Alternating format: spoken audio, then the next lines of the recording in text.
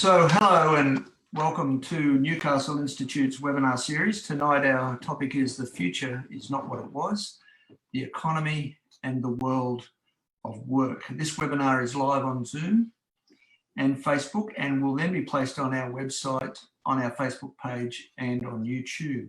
But firstly, let me say one or two things. Firstly, I'd like to say that Newcastle has been a place of learning for thousands of years. And I'd like to acknowledge the traditional custodians of the land where I sit, the Awabakal and the Worimi peoples, and pay my respects to elders past, present, and to acknowledge all of those who continue to make Newcastle a place of learning and a place of discovery. Welcome to our members and viewers from across Australia and beyond. Just a couple of housekeeping issues. If you have a question, you can ask it on Q&A. A function at the bottom of your Zoom screen or in the comments section of the Facebook page. And we will take some questions from the audience after some discussion from the panel. Let me introduce the panel. Firstly, Alison Pennington. Alison is a senior economist with the Centre for Future Work at the Australia Institute. And Alison has written on the evolution of collective bargaining, future skills and labour market policies. She has a particular interest in industrial relations and young workers. You may have seen her on the 7:30 report or read her most recent article in the Newcastle Herald today. So welcome, Alison. Our next panellist is Angela Jackson. Angela was a senior advisor and deputy chief of staff to the Australian Minister for Finance and Deregulation from 2007 to 2010. She's an economist at Equity Economics in Melbourne and has a specialised knowledge of the health sector economics. You may have heard Angela on ABC Radio today. So welcome, Angela. And our next panellist is Professor Will Rivkin. Will is the director of the Hunter Research Foundation and chair in Applied Regional Economics at the University of Newcastle. The Hunter Research Centre has recently analysed social and economic impacts of COVID-19 and leading practices for response and recovery. Will has written quite extensively about these issues recently. And again, he was recently published in the Newcastle Herald. So welcome, Will. Hi, how are you going? Welcome. Yeah, very well, thanks, Will. And welcome to you. And welcome to our people who view us on our Zoom and our webinars. We have a regular group from Queensland and quite a few in Melbourne. And I know that there are people in Canberra who are watching, so a special welcome to you. I'd like to address two key themes tonight. Firstly, the economic impacts of COVID-19 and the possible policy responses. And secondly, the impact and implications for the world of work. Angela, perhaps we could start with the economy. I read a recent article in the Canberra Times by Adam Triggs, and he said COVID-19 is not a standard recession. It has caused deep structural damage to the economy, destroyed an unknown number of businesses, devastated the labour force, and triggered cascading financial crises across the world. Angela, how are the economic impacts affecting different parts of the economy and the community? Look, I think it's true. This is not like a normal recession. So it's been instant almost. So normally a recession, you'll see a slowdown and there can be a shock, but not the sort of shock that we're seeing, this sort of cliff effectively that the economy has gone off. The sectors and the economy that it's affected is also quite different. So I think there's been a lot of talk, of course, about female jobs that have been lost as a result of this. So that's because there's a lot of retail jobs have gone, a lot of jobs in hospitality, a lot of jobs in sectors and education where women dominate. Now that also isn't normal. So in a normal recession, it's usually men that lose most of the jobs, whereas in this recession, it's actually women who are losing most of the jobs. And I guess the other thing from an economist's point of view is recessions often impact businesses at the margins. You know, it's not such a holistic shutdown of a whole sector where really it's difficult for businesses to avoid it. So it's not just those businesses that weren't performing well that maybe might have gone out of business in the next year or two that are affected. It's businesses that were very successful. And you hear these stories all the time, especially startup businesses that were doing really well. And then suddenly overnight, everything is gone.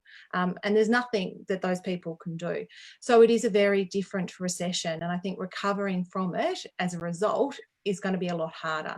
So you have an instant sort of response in some sectors as the economy opens up, but then some of those other businesses that are really important employers are going to struggle, I think, in terms of capital, in terms of investment, to come back the way they were. Alison, the impact has been very disproportionate.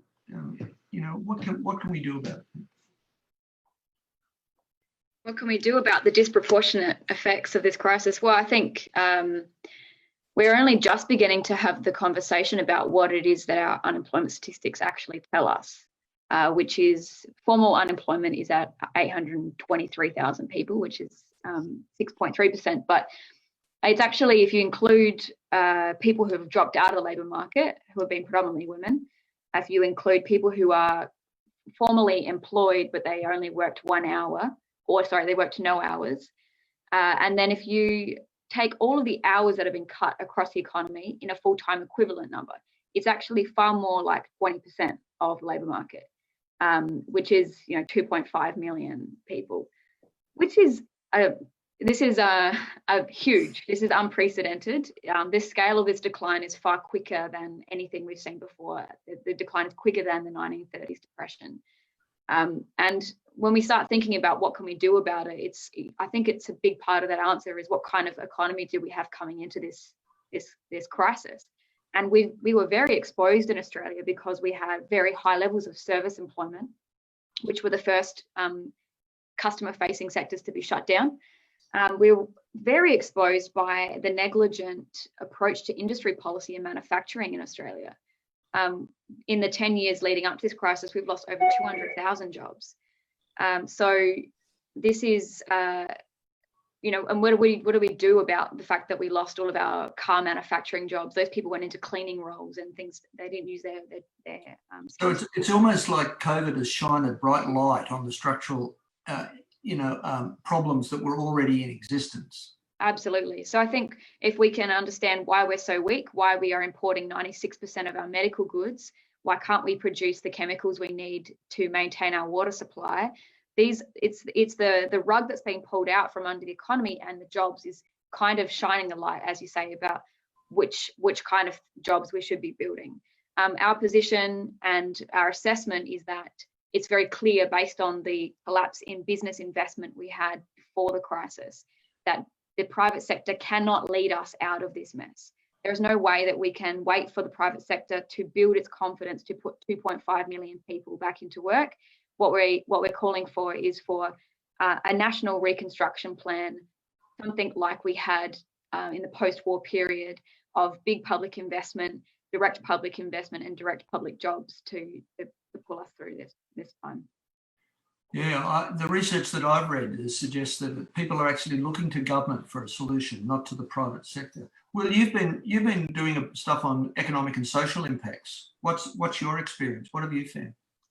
Well, I have some notes here on the impacts on the hunter in particular that our lead economist, Dr. Anthea Bill, put together when she briefed the City of Newcastle's task force to address COVID-19. And her figures are showing 26,000 jobs lost in the region since February, and that's effectively 2 years of job growth. But only 3,300 of those individuals are claiming unemployment, formally claiming it.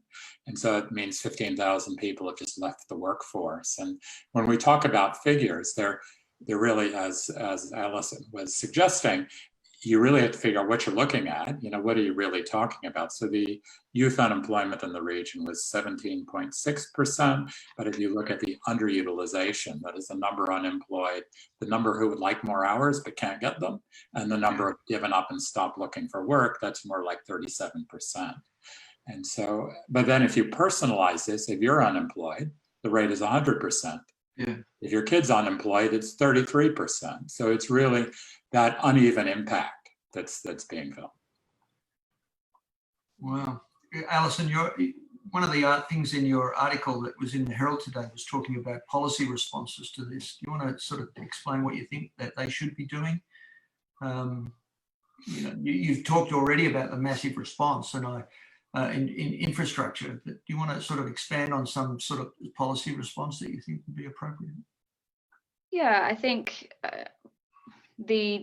most of the jobs that have been lost have been women's jobs and young people's jobs. And I think that we should be concerned that the stimulus, these are very discrete, quick projects that government have announced, have been prioritising stimulating male employment in the construction sector in particular. So, I mean, no short-term discrete, stimulus projects are going to cut it. Really, we have to be starting to think about what kind of economy do we want on the other side of the pandemic. I would start with a recognition that we had royal commissions into our aged care. We've had so many blunders in the disability services sector.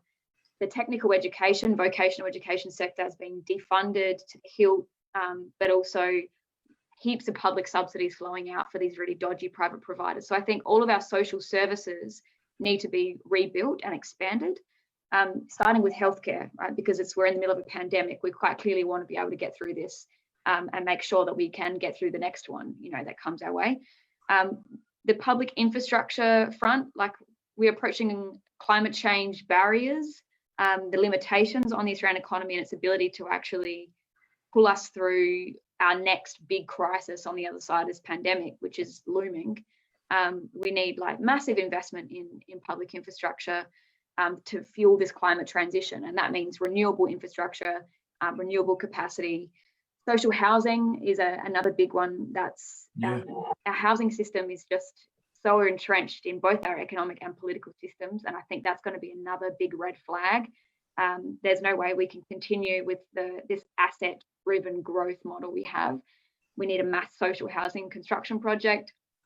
And as I've raised, the glaring gaping hole in our economy is the lack of industry policy and manufacturing capacity. So I think it's fair to say there's specific unique problems that a country like Australia faces with climate change, which will require specific unique manufacturing capacity. And that goes part and parcel with rebuilding our skill system, which is in disarray as well. Angela, what about the regions generally and issues around women and mental health?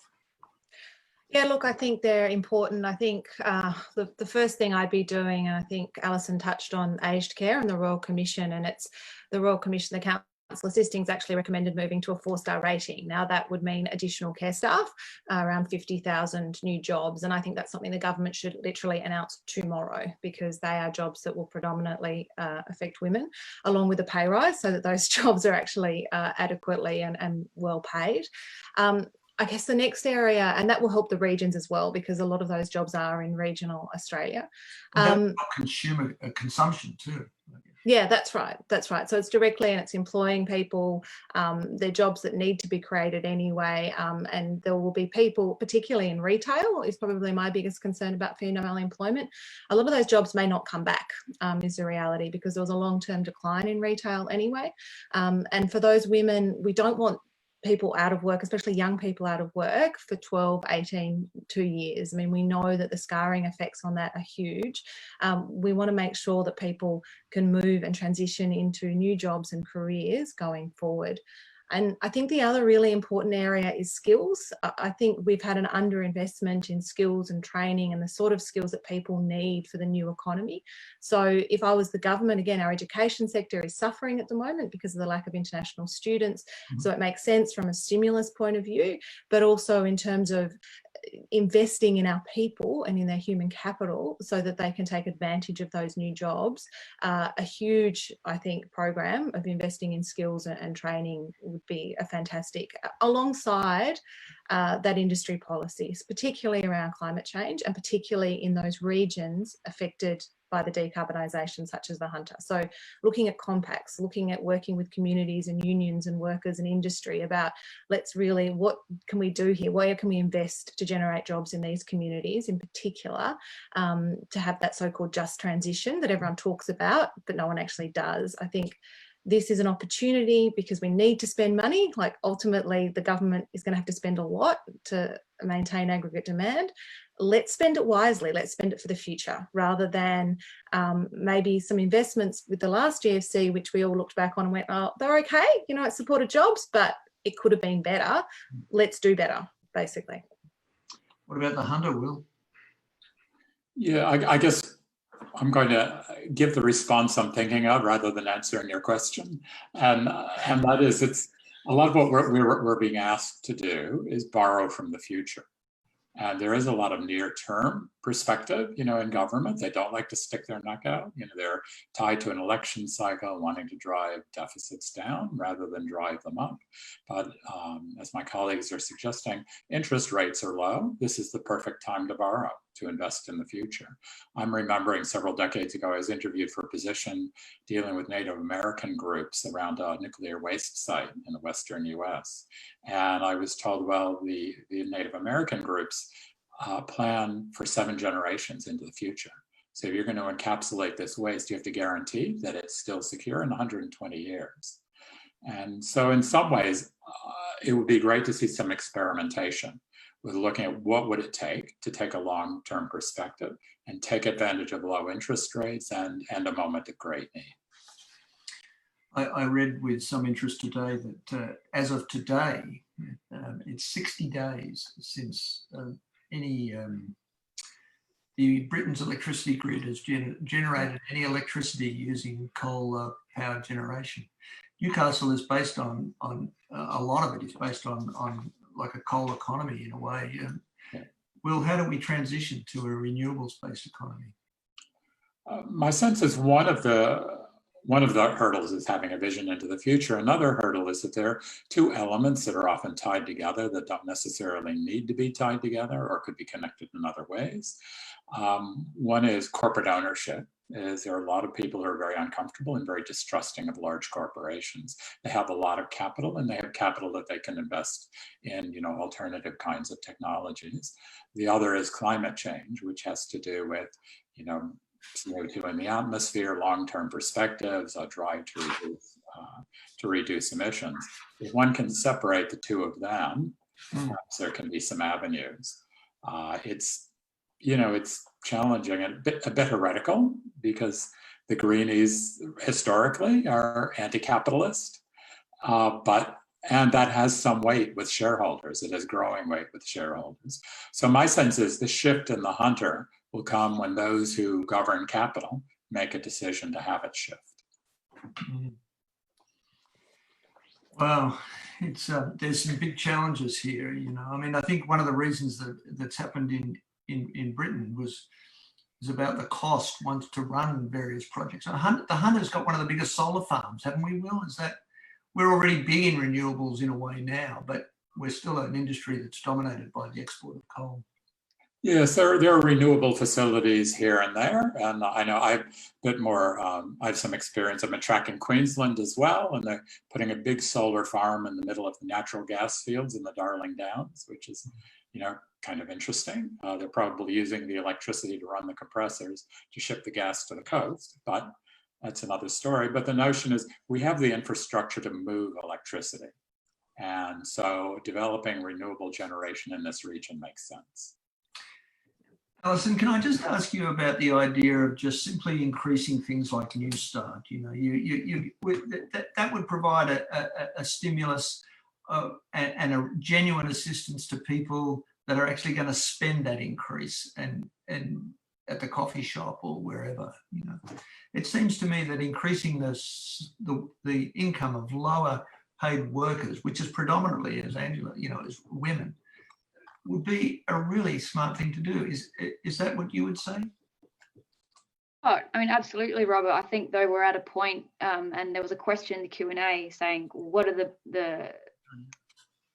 we can identify what's rational and what's objectively going to be in the interest of the long-term economy, including economic growth, including people's living standards being maintained and their jobs. But we are in similar moments in history. Like what we're looking at here is not what's rational. It's about power and who's in power. And the reason why we have people who are trying to push back on maintaining the current job seeker rate with the additional payment is because ultimately those people want to have a labour market whereby there's more desperation and more hungry mouths, because more hungry mouths means cheaper wages, and that's that's ultimately for people who are investing now, and for capital that has the power to invest.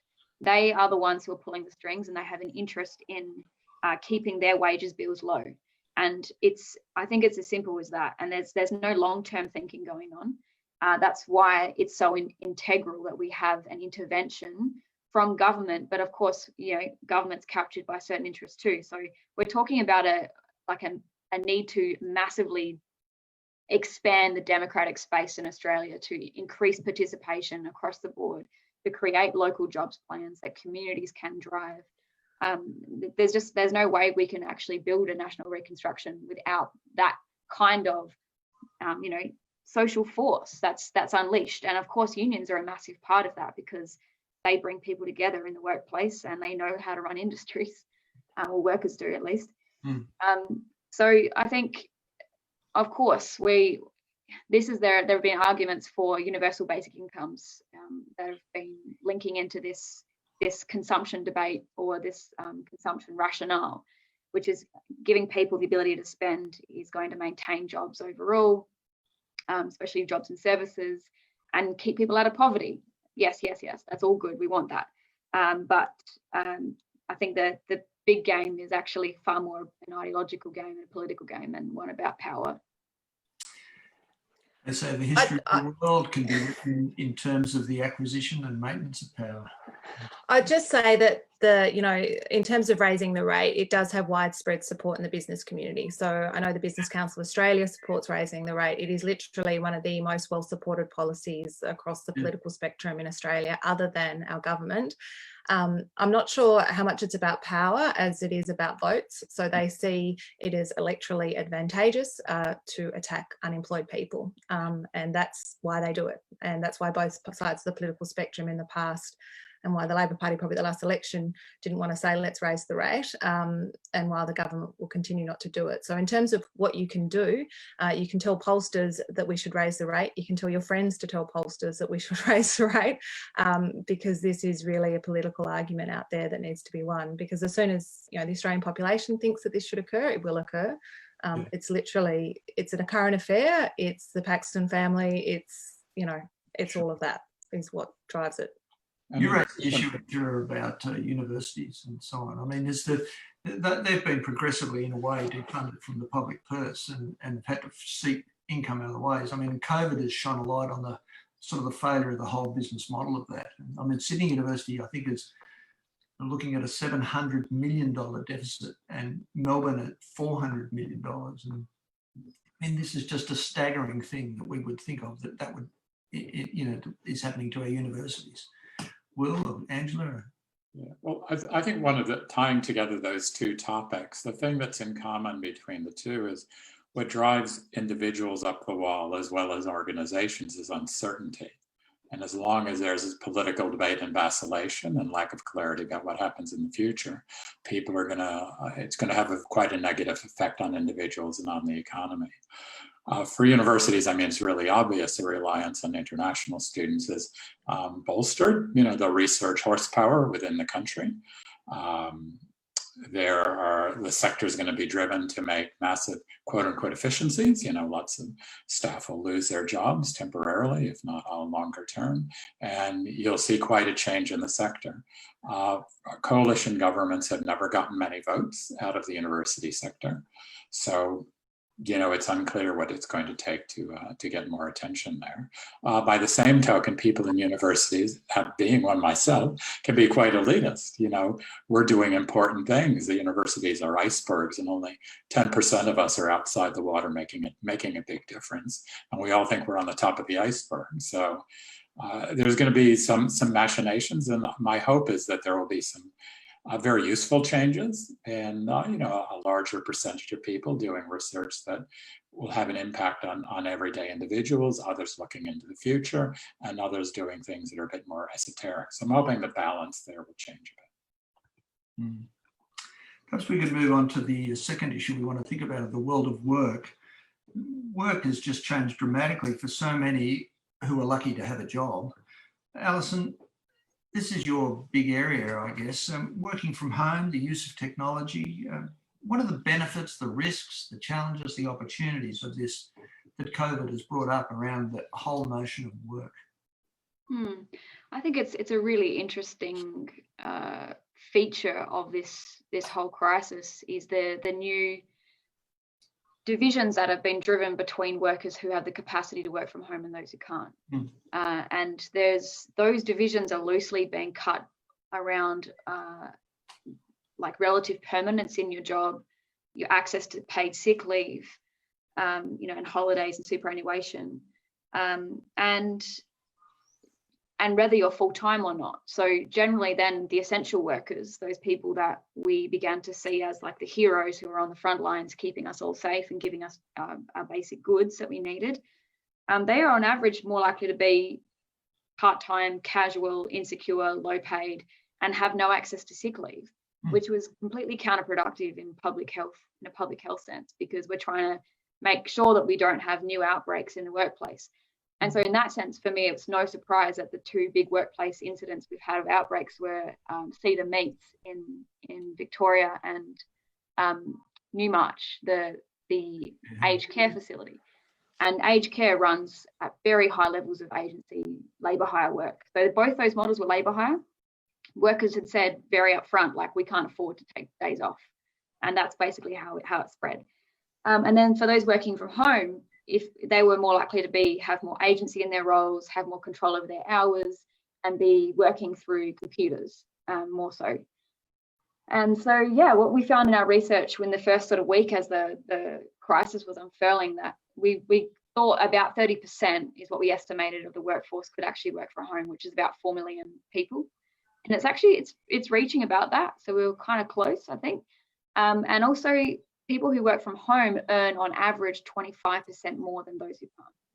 So not only are they more secure, but they're higher earning.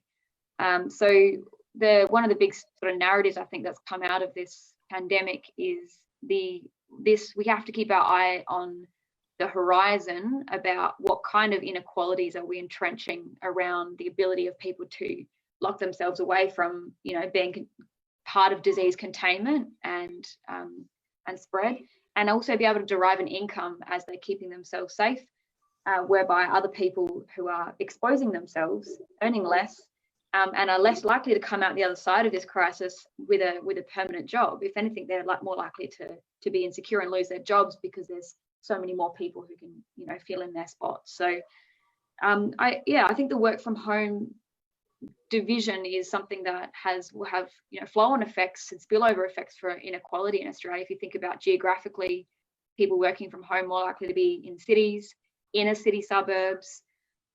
Think about what that means for small businesses and consumption spending.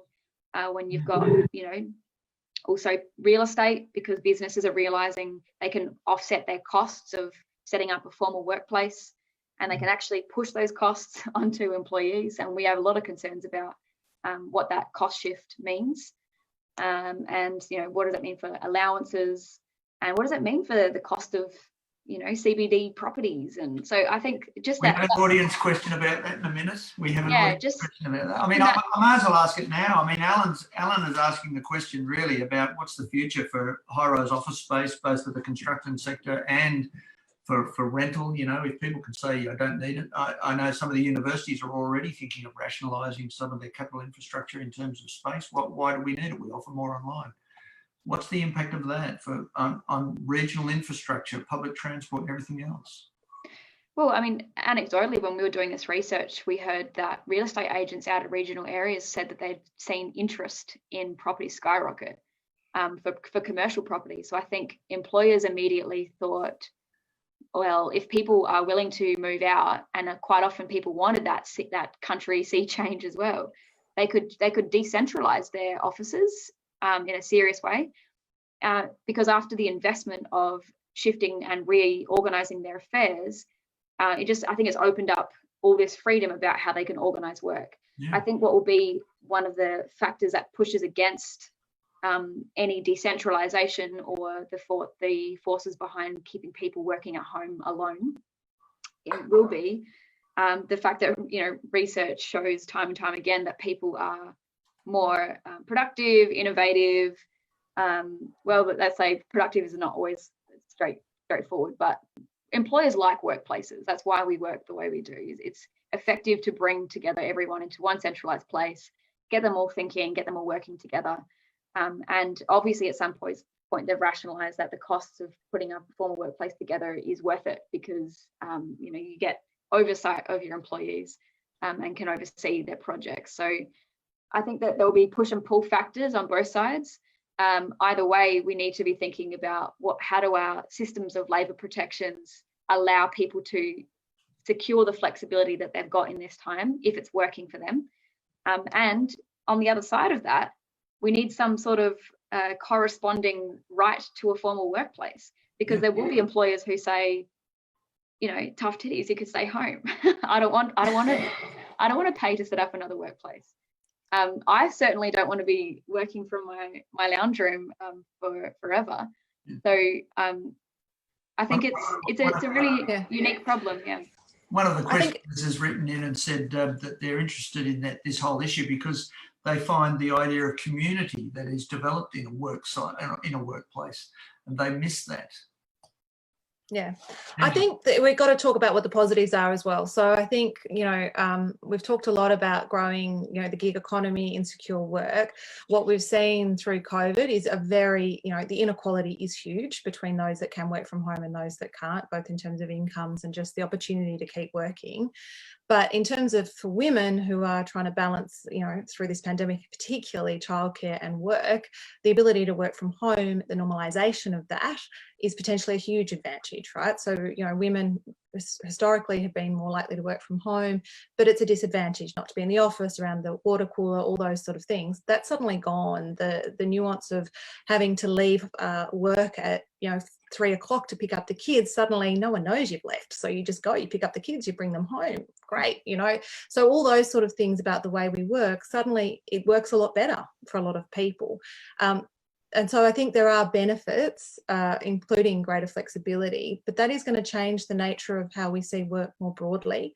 I think it's going to change how people see the gig economy as well, because I think suddenly that becomes less appealing. The extent to which that flexibility was appealing to a group of workers, suddenly that is less appealing if they can have that flexibility in a sort of mainstream job.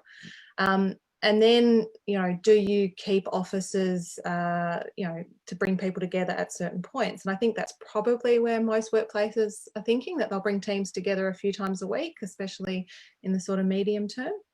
And then longer term, I guess on the other sort of one positive I would say is for regional Australia, I think it is a positive because people will choose to move to regional areas because the lifestyle is better. And if you can, I'm from Hobart. I would love to go back to Hobart, but, there aren't that many good jobs down there. But if I could go there and work from there and enjoy that lifestyle, that would be amazing, right? Like, it's sort of the dream. But then it's also easy to move the jobs to India or other low paid areas in the world suddenly, because you can bring together teams and pay people half the salary. So job security for more sort of, I guess, higher educated jobs, suddenly maybe that evaporates as well. And what does that mean? So there's a lot of questions. I think there's a lot of opportunity in terms of it as well. And but we have to go in with our eyes very wide open, I think. And I think it's a moment when we can do a bit of a reset, as we've been saying, and it's a time to reconsider. And to quote Paul Keating, it's the pandemic we had to have. So what would have happened without COVID-19? And that would be another scenario to look at. Because the economy wasn't doing all that crash hot. We were, steaming towards some sort of reckoning, some would imagine. What do you think will the implications for this growing inequality and culturally and in every other way for the hunter? Yeah, the hunter's in an interesting place because it's one of those areas that has been seen as having a lot of potential. It also has a history in the eyes of many outside the region. Some have family connections. For many, there's the stigma of the industrial nature of the place, the coal going out of the port and things like that. So my sense is it's a place with unique kinds of opportunities, a growing talent pool, the people who really want to make a difference and pull together. So I think given that this button has been pushed, the reset button to a certain extent, my sense is you'll see things change in the hunter. It may not be to the extent that everyone would desire or in the direction that everyone would be desired, but I'd see a new source of energy in some direction where the region will start to stand out in certain ways and get more noticed for doing things a bit differently and appealing to a subset of the population that kind of wants to get on a quote unquote frontier, do things a bit differently. Wow. What about other regional areas, Angela? You've done some work with some of the regions, I think. Yeah, look, I think it's an interesting, and different regions are going to respond differently. I think, for the hunters specifically, the big question for it obviously is the decarbonisation. So what happens to those carbon jobs? That's important for its economy, but also, as Will referred to, its community. I come, as I said, from Hobart, and it's a similar type of situation where people have lived there for generations, people don't move. When you're low paid, your community and your family is a lot more important to you, and then for higher educated people. I think it's something that people that we talk to a lot forget. For us, community isn't as important to our economic security and our overall security, but when you're lower paid and less secure employment, it's very important. So for me, it's really the opportunity to rethink, I guess, what the hunter's future looks like, what the government's role is in that, and how it can transition from this sort of high carbon to a lower carbon future, and hopefully use this period to do that, to start that move. Because again, coming from Tasmania, I saw what happened to the forest industry there, where it was talked about for a long time, and nothing was really done about transitioning communities, and then the jobs just went. And those people had to leave communities that they'd grown up in, and they might have been 7th generation, and that was it, because those jobs went and there was nothing there. That's what you want to avoid. And I think using this time to do that is probably the best thing. We've got a couple of audience questions. Some have come up on Q&A, but I've got a couple of others. We've got a question from Ross, and he says, if Australia has closed international, he's talking, I think, about some industries have been unevenly affected, like hospitality and tourism, for example. So he says, if Australia has closed international borders for the next 12 months, what will be the net effect on the economy with just domestic tourism? Who wants to have a go at that? I mean, we could start with actually how trade exposed Australia is. So I alluded to earlier that we rely on importing 94% of our medical goods. And that kind of, like, we import most of our manufacturers. So really, as if global supply chains stutter, we are very vulnerable. So I think if we're talking about long-term reconstruction and sustainability, we can't go past the fact that however long it's going to take us to get our crap together to start building stuff, that's going to determine our course, I think.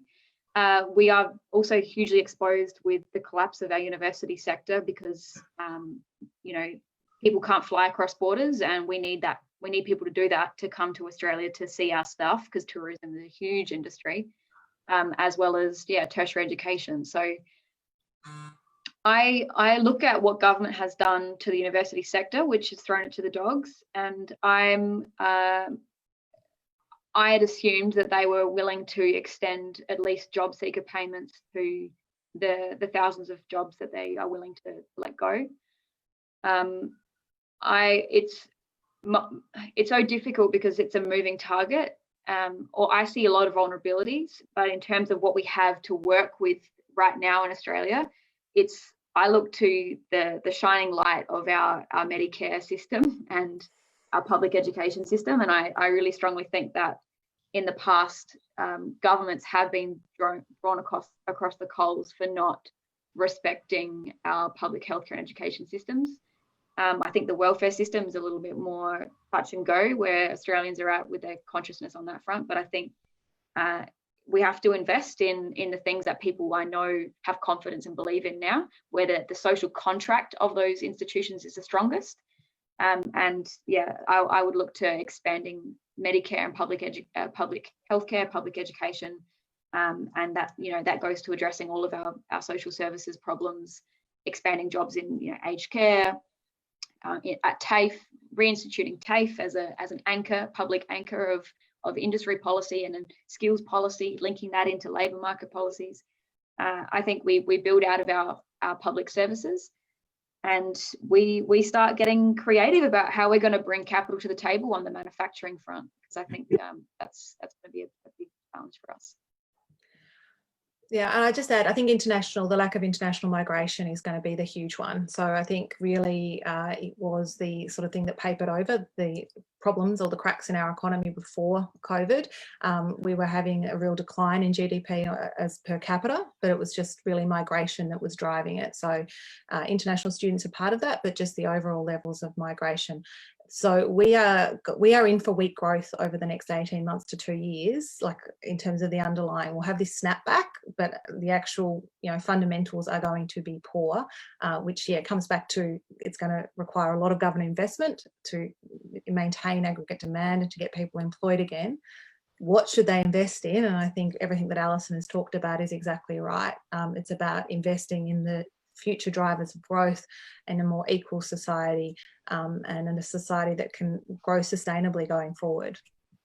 And you were saying about the lack of international tourism. It'll be a bit like Disneyland at 2 in.the morning. I think things will be less crowded, but the tourism industry depends upon a lot of seasonal and casual labor. So there are people who aren't in the mainstream workforce with full-time work. There are a lot of small business owners, again, in seasonal businesses. So it's a whole sector of the economy that's going to suffer and people are going to have to reorientate themselves, and that could affect population in the regions. And again, like Disneyland at 2 in.the morning, nobody's running the rides. You'll have beautiful places to go, but there won't be the services there. Yeah. So there's going to be a real reckoning in that sector. And I think the push to get people to visit Australia is worthwhile, but you'll still see a diminution of that sector. But when travel resumes, it'll be intriguing to see how things rebound. Can I add on that, just Robert, because there was the interesting proposal that came forward from Jacinda Ardern, the Prime Minister of New Zealand, who suggested moving towards a 4-day work week to rebuild the domestic tourism industry. And that was on the basis that, without loss of pay, obviously. So that was about giving people, money, but obviously time to spend it. And I think those proposals kind of washed around a bit in Australia. And I think we should always keep that in mind, because if we do want to rebuild domestic tourism, the best thing we can do is give full-time workers a little bit of breathing space, and some time to move around. It reminds me of the joke about academics. You know why they don't teach on Wednesdays? Because it cuts into both weekends. I like that. I'm sure that's not true. No. Actually, academics work some of the longest hours. That's right. People. We've got a question here from Sam. Thank you, Sam. Sam says, what are some of the unexpected consequences, both good or bad, on our economy or work practice, things that you wouldn't have predicted? What is something that you think that's a surprise? I mean, I'm thinking of one is there's been some good impacts on the environment, for example, I understand. And another one might be there's been very much lower presentations at hospitals for the flu. So what do you see as some of the unexpected positive and negative consequences that we didn't think about? I have a quick go. I think, and I'm very aware though that this is a polarized situation, because while we have millions of people who are locked out of jobs, we also have this other class of workers who have got breathing space and have been able to, anxiety levels drop, reassess what they're doing in their lives, spend more time with their families. And not without some economic hardship, but it's been a moment to reset. I think we'll use that term before, and taking some of that heat out of our movement to workplaces, the rushing around. I think it's calmed, it's slowed people down, it's got people thinking, and it's kind of given us a bit of an idea about what it would look like to decarbonize. And Angela's been using this word as well. It's what does it look like when we do consciously slow down some levels of not useful levels of economic activity, which actually make it harder for us to address things like pollution and and getting people centered I think people are starting to think more locally. They've been aware of their local businesses. They've made more connections with their neighbours. Because we were stuck in our homes, we just became far more aware of our immediate local conditions. So I think that was that's what I witnessed, and I think that's a real positive. I think another real silver lining that I was surprised by is what I think this opens up for parental leave policies and like the rights of both parents to be in the home and spend time with their kids. I think that's something I hope opens up new doors in that regard. I think the reduction in unnecessary travel is the best positive. So, you know, there's no longer that trip to Sydney for the meeting with the client. It's not expected. You don't have to go. Like the carbon footprint of that was outrageous, let alone the time and everything else. Like it was so inefficient. Now we do this, we Zoom. And I think, you know, that will probably stay, and that is a real positive for the environment and for, you know, humans, because it's not fun catching that flight at 6 a.m. in the morning. And so that sort of thing, as well as the commute and all those sort of things. I think the reduction in travel, and as Alison said, I feel much more part of my local community. I feel more connected to everybody around me and centred around my family than I did. I think sometimes I'm lacking that tethering to other things, and it feels a bit like I'm floating, but it feels more sustainable, this way of living, to me. And I'm hoping that we retain some of that going forward, with a little bit more outside contact, though, because I'm missing people a lot. And I would say what's emerged more for me, and based on the two other comments, is that connection between what we're doing in our lives and our mental health. So there are very positive mental health impacts that people have an opportunity to gain, but also very negative mental health impacts that will last for quite a while for those people who lose their stream of income. And it's at a time where the sensitivity within Australia to mental health has grown. You know, there's some mental health commissioner now in the federal government, so that it's very opportune in that sense. So both positives and negatives, that the reset and the chance to distance oneself and reconsider, but also thinking about those people who are really doing it tough and grinding their teeth because they just don't have the income stream, and high levels of uncertainty, which really have a dramatic impact on mental health. I know we've talked about it a little bit before, but there's a question on the Q&A from Brett. He's saying, what happens when JobKeeper ends? I don't know the numbers, how many are on it, but what happens when it ends, COVID-19, that the whole thing doesn't go away, and we enter a summer of global warming and resultant bushfires? How can the Hunter Valley snap back, and what are the growth industries of the future? I know we've talked about that, but maybe you want to say something about that, Will? Yeah, that is a tough one. What do we do? Because again, you know, the powers that be will decide when JobKeeper ends, you know, when it's opportune, when there's not too much of a backlash. My sense is that we have a little bit of time to make up our minds what we'd like to do. And there is task forces in the region. And I was meeting earlier today with the economic development officers in the 11 councils in the Hunter Joint Organization of Councils. I think Central Coast may have been there as well. And yeah, different strategies, and they're talking to each other. But I think the awareness has been raised. You know, we're not just cruising into the future blindly. I don't know what's going to happen, but I know that people who care are talking and thinking about it. I think it is a real risk. So I think we will, again, as I said, I think this next 3 months is going to be relatively a healthy period, if you like. People are being supported still by the JobKeeper. You've got economic growth growing. Once JobKeeper goes, and once that moratorium on mortgages is removed by the banks towards the end of September, October this year, you know, the economy, it is really uncharted territory, and it is a real concern that we slip straight back into recession and negative territory again, and it is going to require very careful government planning and intervention to keep the economy going at that point in time. So I think there's a time of optimism right now, I think, because we've got through this health crisis so well, and things can open up again, and that is such a feeling of relief, and we're returning to normal economic activity. But for the Australian economy, the end of this year is looking pretty uncertain, and we I guess I've got my fingers crossed that it's not necessarily my side of the political spectrum, that this government is getting good advice and is going to put in place those measures to support economic growth through that period, because if they don't, I think a lot more people are going to lose their jobs, and it's not going to be pretty for the Australian economy. And the cost perhaps won't be shared evenly? No, it never is. I mean, this is the reality, is it's never shared evenly. So, you know, there will be people across the economy that lose their job. There's no doubt about that. You're going to have people, obviously, in the university sector at the moment, highly educated people who are losing their jobs. But it will be, you know, your younger, less educated workers who bear the brunt.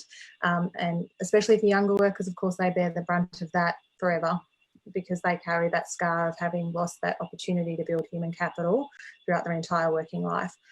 So I think, you know, again, I know the government will be getting good advice on this. I've got faith in that. I just hope that they make those decisions not on political grounds like they are with universities, but actually on, you know, maintaining economic growth and keeping people in jobs, rather than some sort of doctrine of, you know, let's lower debt or anything like that, because we know that that is a false sort of trade-off, that the best way to pay down debt is to get the economy moving again, and that is going to require government action. Will? What was the question again?